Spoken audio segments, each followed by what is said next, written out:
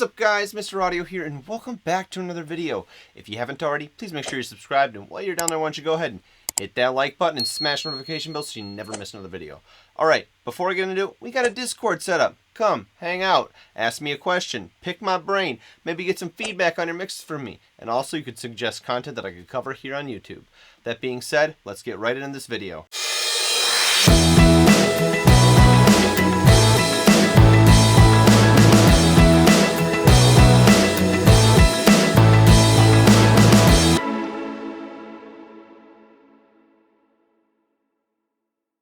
Alright, so this video is going to be a short one. Again, it's going to be introducing another effect rack because the last one got me thinking of a video I watched where an old school engineer set up a dummy track. Basically, it was a duplicate of the lead vocal. See, he was trying to de-ess the lead vocal. So he accented the sibilant parts of it on this dummy track, muted the track, just made it so that he could hear the S's really accented, and then boosted the signal a bit. Then he had the de-esser compressor react to the dummy track signal. So it would be only reacting to the boosted S's. So it would be compressing the S's pretty heavily on the vocals only when they came in. So it would only be compressing during the S's because the EQ on the dummy track would be soloed out. So if I start playing this, now if I move this frequency control around, there's absolutely no audio outside of this little EQ curve that I've made here. Alright, so this is the dummy track. As you can see, it's muted. When you move this frequency control, both the dummy track and the track above it move. So whatever gain you're applying to this frequency band right here, the dummy track is unaffected by it.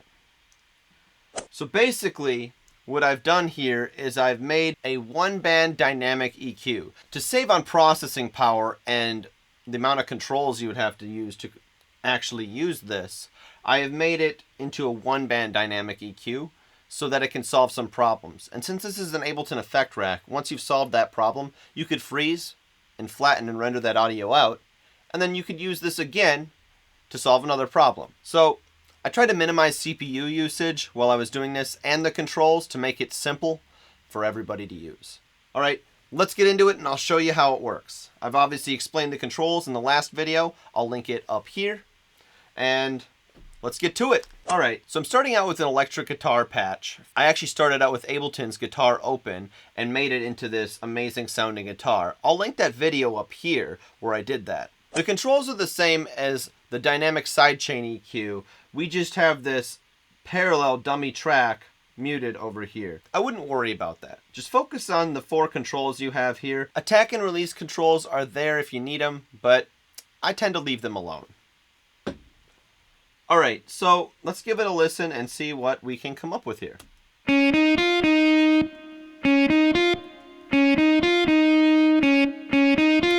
I'm going to try boosting the fundamental here a little bit, obviously dynamically.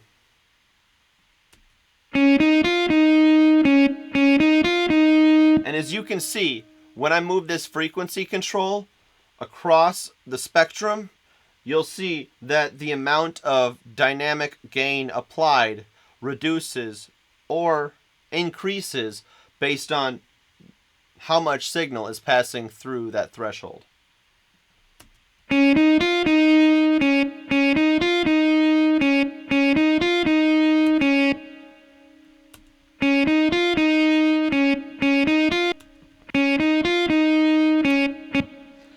As you can see, it works the same way also when cutting as well as it does when boosting.